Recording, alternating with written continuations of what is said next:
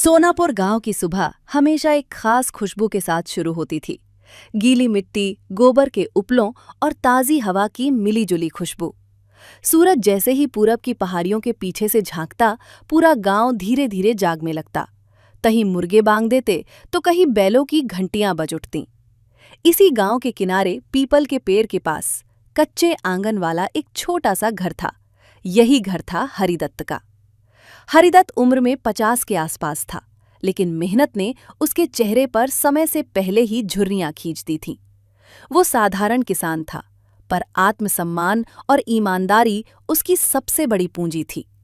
उसकी पत्नी सावित्री सुबह होने से पहले ही उठ जाती। चूल्हे पर रोटियां सेकते हुए वो अक्सर आंगन में खेल रहे अपने बेटे मोहन को देख मुस्कुरा देती। मोहन 12वीं कक्षा में पढ़ता था और किताबों से उसे खास लगाव था। हरिदत्त खेत जाने की तैयारी करता हुआ बोला, मोहन, आज स्कूल के बाद खेत पर आ जाना, नहर का पानी देखना है। मोहन ने सिर हिलाया, लेकिन उसके मन में कुछ और ही चल रहा था। वो जानता था कि खेती अब पहले जैसी नहीं रही। मौसम बदल रहा था, पानी कम। मोहन ने सिर हिलाया, लेकिन उसके मन में कुछ और ही चल रहा था। वो जानता था कि खेती अब पहले जैसी नहीं रही। मौसम बदल रहा था, पानी कम होता जा रहा था और गांव के लोग नई नई बातों में उलझते जा रहे थे। यही से सोनापुर की असली कहानी शुरू होती है। संघर्ष, समझदारी और बदलाव की कहानी। मोहन के लिए सोनापुर सिर्फ एक गांव नहीं था, बल्कि सवालों से भरी एक किताब था। स्कूल जाते समय वो रास्ते में सूखे तालाब, टूटती पगडंडियां और शहर की ओर जाती बस को देखता। बस उसे अपनी ओर खींचती थी, जैसे कह रही हो, यहां से आगे भी एक दुनिया है। स्कूल में मास्टर जी अक्सर कहते, पढ़ाई वही करता है जो आगे बढ़ना चाहता है। लेकिन मोहन जानता था कि पढ़ाई और आगे बढ़ने की राह गांव में आसान नहीं थी। उसके दोस्त शंभू और रमेश अक्सर उसका मजाक उड़ाते। इतनी किताबें पढ़कर क्या बनेगा, आखिर हल तो पकड़ना ही है। मोहन मुस्कुरा देता, पर भीतर कहीं चुभन होती। वो खेती से भागना नहीं चाहता था, बल्कि उसे समझदारी से बदलना चाहता था। एक दिन शाम को वो खेत से लौटते हुए अपने पिता हरिदत्त के साथ चल रहा था। सूरज ढल रहा था, खेतों पर सुनहरी रोशनी बिखर गई थी। मोहन बोला, बाबूजी, क्या खेती हमेशा ऐसी ही रहेगी? क्या हम कुछ नया नहीं कर सकते? हरिदत्त कुछ देर चुप रहा, फिर बोला, बेटा, जमीन माँ होती है, इसके साथ धोखा नहीं किया जा सकता। नया करना बुरा नहीं, लेकिन सही समझ के साथ। उसी रात मोहन देर तक जागता रहा। उसने किताबों में पढ़ा था, कम पानी वाली खेती, जैविक खाद, मिलजुल कर काम करना। उसे लगा, अगर एक मौका मिले तो वह ये सब गांव में आजमा सकता है। लेकिन सपनों का बोझ हल्का नहीं होता। हर सपना जिम्मेदारी भी लाता है। मोहन जानता था, अगर वह गलत साबित हुआ तो सिर्फ उसका नहीं, पूरे परिवार वर्णन। ये कहानी अध्याय दर अध्याय 10,000 से अधिक शब्दों तक विस्तारित की जाएगी। सोनापुर ने बहुत कुछ देखा था, बाढ़, ओले, महामारी। लेकिन इस बार जो आने वाला था, उसकी आहट खामोश थी। आसमान रोज नीला रहता, पर बादल जैसे गांव से रूठ गए हों। सावन बीत गया, भादो भी सूखा निकल गया। खेतों की मिट्टी में दरारें पड़ने लगीं, जैसे धरती खुद प्यास से कराह रही हो। हरिदत्त रोज सुबह खेत पर जाता और नहर की ओर टकटकी लगाए देखता। पानी का स्तर इतना नीचे चला गया था कि बैल भी उसमें उतरने से कतराते। सावित्री घड़े में पानी भरते समय गिनती करने लगी, कितना पीने के लिए, कितना रसोई के लिए और कितना मवेशियों के लिए। गांव की चौपाल पर चर्चाएं तेज हो गईं। कोई सरकार को कोसता, कोई किस्मत को। बुजुर्ग दयानाथ काका ने एक दिन कहा, सूखा सिर्फ पानी का नहीं होता, सोच का भी होता है। उसी चौपाल पर भोलाराम का आगमन हुआ। वो शहर से लौटा था, नई कमीज, चमकते जूते और बड़ी बड़ी बातें। उसने किसानों को घेर कर कहा, डरने की जरूरत नहीं, मेरे पास ऐसे बीज हैं जो कम पानी में दोगुनी फसल देंगे, और खाद बस डालो, चमत्कार देखो। कुछ किसान ललचा गए। उन्हें उम्मीद चाहिए थी, चाहे वो झूठी ही क्यों ना हो। मोहन पीछे खड़ा सब सुन रहा था। उसे किताबों की बातें याद आईं, नकली खाद, अल्पकालिक लाभ, दीर्घकालिक नुकसान। उसने हिम्मत करके कहा, काका, बिना जांच पड़ताल के कुछ भी अपनाना ठीक नहीं। जमीन एक बार खराब हुई तो सालों लगते हैं। भोलाराम हंसा, अरे पढ़े लिखे बाबू, किताबें खेत नहीं चलाती। चौपाल पर हंसी गूंज गई, लेकिन हरिदत्त की आंखों में चिंता और गर्व दोनों थे। उसने मोहन के कंधे पर हाथ रखा और दयानाथ काका की ओर देखा। दयानाथ काका ने धीमे स्वर में कहा, समय ही फैसला करेगा बेटा, लेकिन याद रखना, जो आज आसान लगे वही कल भारी पड़ता है। उस शाम सूरज लाल होकर डूबा, मानो चेतावनी दे रहा हो। सोनापुर एक चौराहे पर खड़ा था, एक रास्ता शॉर्टकट का, दूसरा धैर्य और समझदारी का, और यही से कहानी का असली संघर्ष शुरू होता है। सूखे की मार ने सोनापुर को भीतर तक हिला दिया था। हर सुबह गांव के लोग एक ही सवाल के साथ उठते, आज क्या होगा? खेतों में काम कम होता जा रहा था, लेकिन चर्चाएं बढ़ती जा रही थीं। चौपाल अब सिर्फ बैठने की जगह नहीं रही थी, वो फैसलों का मैदान बन चुकी थी। भोलाराम रोज किसी न किसी किसान के घर जाता। वो अपने साथ रंगीन थैले, चमकदार पर्चे और मीठी जुबान लाता। वो कहता, आज बीज डालोगे, कल हरियाली देखोगे, मौका हाथ से मत जाने दो। रमेश, शंभू और कई दूसरे किसान उसकी बातों में आ गए। उन्होंने कर्ज लेकर उसके बताए बीज और खाद खरीद लिए। शुरुआत में खेतों में हल्की सी हरियाली दिखी तो सब खुश हो गए। दूसरी ओर हरिदत्त, मोहन और कुछ गिने चुने किसान दयानाथ काका के साथ खड़े रहे। उन्होंने पुराने बीज निकाले, गोबर की खाद तैयार की और पानी की एक एक बूंद का हिसाब रखा। मोहन ने सबको समझाया, हम कम पानी वाली फसल लगाएंगे, नालियां गहरी करेंगे ताकि पानी रुके, और सबसे जरूरी, हम मिलकर काम करेंगे। कई लोग हंसे, इतनी मेहनत किसके पास है? हरिदत्त ने शांत स्वर में कहा, मेहनत से डरोगे तो भूख से लड़ना पड़ेगा। दिन बीतने लगे। भोलाराम वाले खेतों में फसल तेजी से बढ़ी, लेकिन पत्तियां अस्वाभाविक रूप से पीली थीं। मोहन ने ये देखा तो चिंता बढ़ गई। उसने सावित्री से कहा, माँ, ये हरियाली झूठी है। उधर भोलाराम गांव में अपनी पीठ थपथपाने लगा। वो कहता, देखा, मैंने कहा था ना। लेकिन समय चुप नहीं रहता। जमीन के भीतर कुछ गलत हो रहा था और उसके असर बस आने ही वाले थे। सोनापुर अब पूरी तरह बंट चुका था, 2 सोचों में, 2 रास्तों पर, और हर रास्ता अपने साथ अपना सच लेकर चल रहा था। भादों का महीना आधा बीत चुका था। सूरज अब पहले से ज्यादा तीखा लगने लगा था। भोलाराम के बताए बीजों से उगे खेत दूर से देखने में हरे भरे दिखते थे, लेकिन पास जाने पर उनकी पत्तियों में अजीब सी चमक और कमजोरी साफ नजर आती। मिट्टी ऊपर से नम दिखती, पर भीतर से सख्त और बेरौनक हो चुकी थी। मोहन रोज शाम को उन खेतों का चक्कर लगाता। उसने देखा कि पौधों की जड़ें गहरी नहीं जा रहीं। एक दिन उसने रमेश से कहा, भैया, जरा जड़ें उखाड़ कर देखिए, ये ऊपर ऊपर ही फैल रही हैं। रमेश झुंझला गया, अब तुम हमें खेती सिखाओगे? हमारी फसल देखो, तुम्हारी से 2 गुनी है। मोहन चुप हो गया, लेकिन उसके मन की चिंता और गहरी हो गई। उधर हरिदत्त के खेत में फसल धीरे धीरे बढ़ रही थी। पौधे छोटे थे पर मजबूत। मोहन ने नालियों में जमा पानी को हाथ से मोड़ मोड़ कर खेत में फैलाया। दयानाथ काका ने कहा, धीमी चाल ही दूर तक जाती है। गांव में अफवाहें उड़ने लगीं। कुछ लोग कहने लगे, भोलाराम की खेती में चमत्कार है।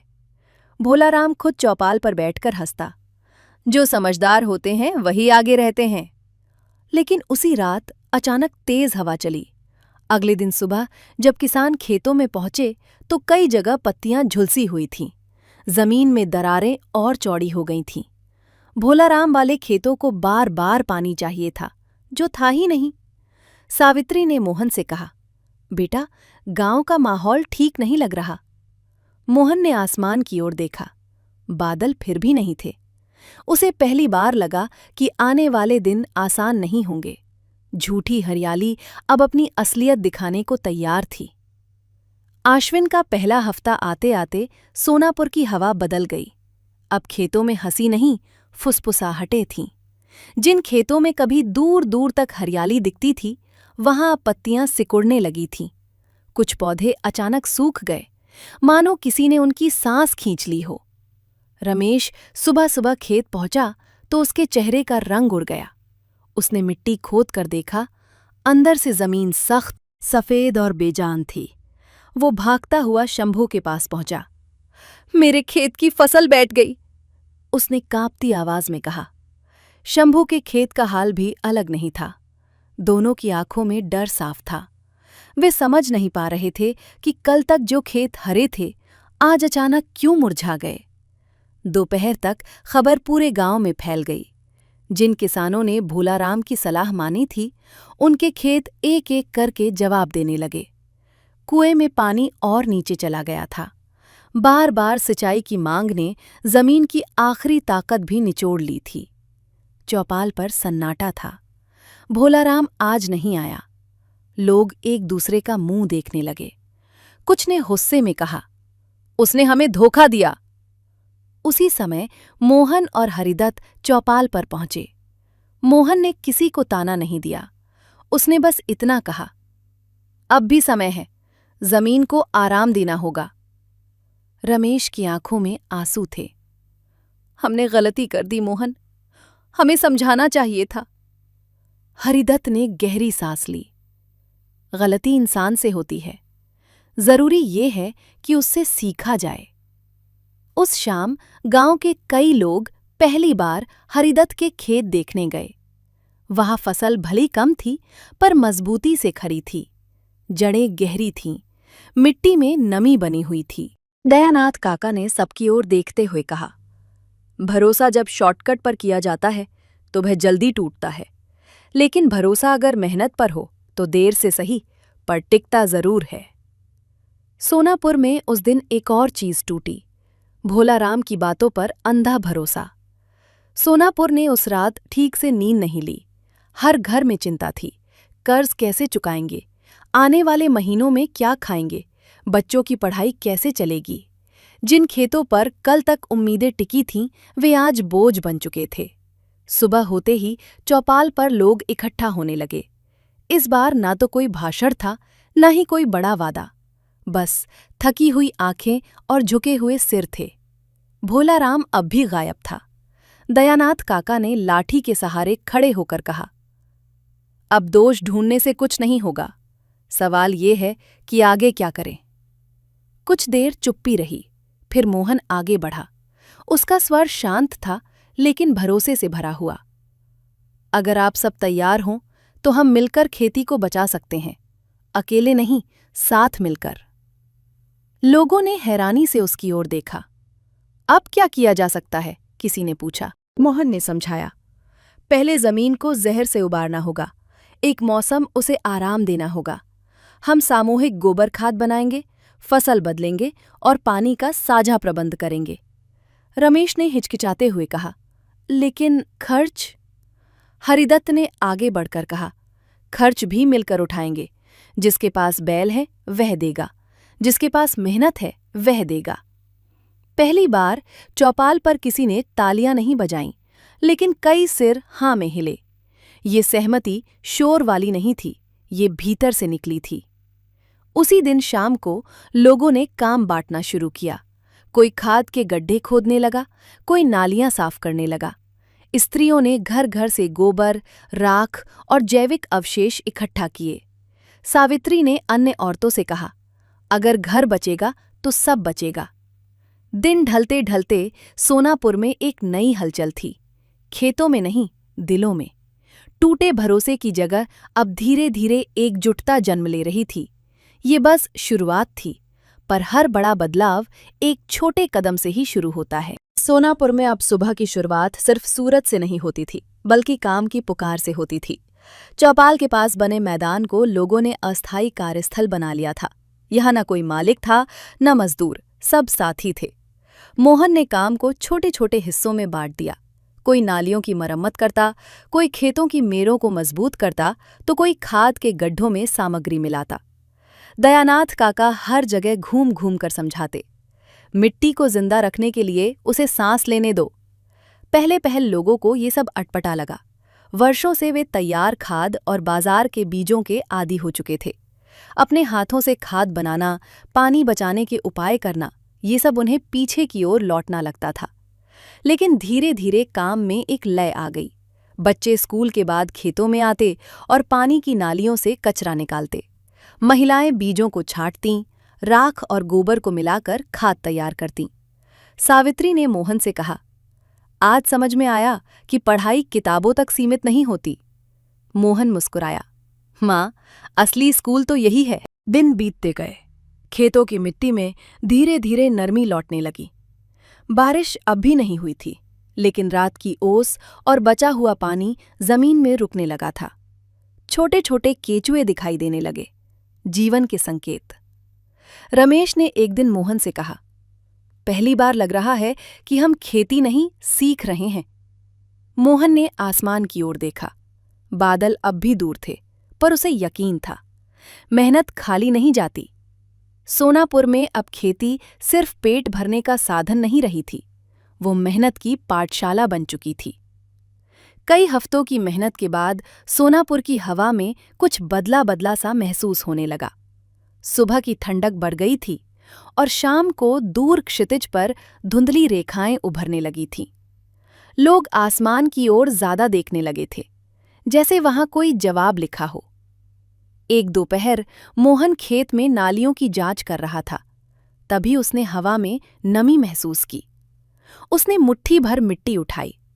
वो पहले की तरह सूखी और बिखरती नहीं थी। बाबूजी, उसने हरिदत्त को बुलाया, मिट्टी अब पानी पकड़ रही है। हरिदत्त ने मिट्टी को हथेली पर रगड़ा। उसकी आंखों में हल्की चमक आ गई। हाँ बेटा, जमीन फिर से सांस लेने लगी है। उसी शाम गांव के ऊपर बादलों की हल्की परछाई दिखी। पूरी तरह घिरे नहीं थे, लेकिन मौजूद थे, जैसे आश्वासन देने आए हों। बच्चे खुशी से दौड़ने लगे। बारिश आएगी, वे चिल्लाएं। दयानाथ काका ने मुस्कुराकर कहा, प्रकृति कभी जल्दबाजी नहीं करती, लेकिन मेहनत को पहचानती जरूर है। रात को हल्की बूंदाबांदी हुई, बहुत ज्यादा नहीं, बस इतनी कि धूल बैठ जाए और उम्मीद जाग जाए।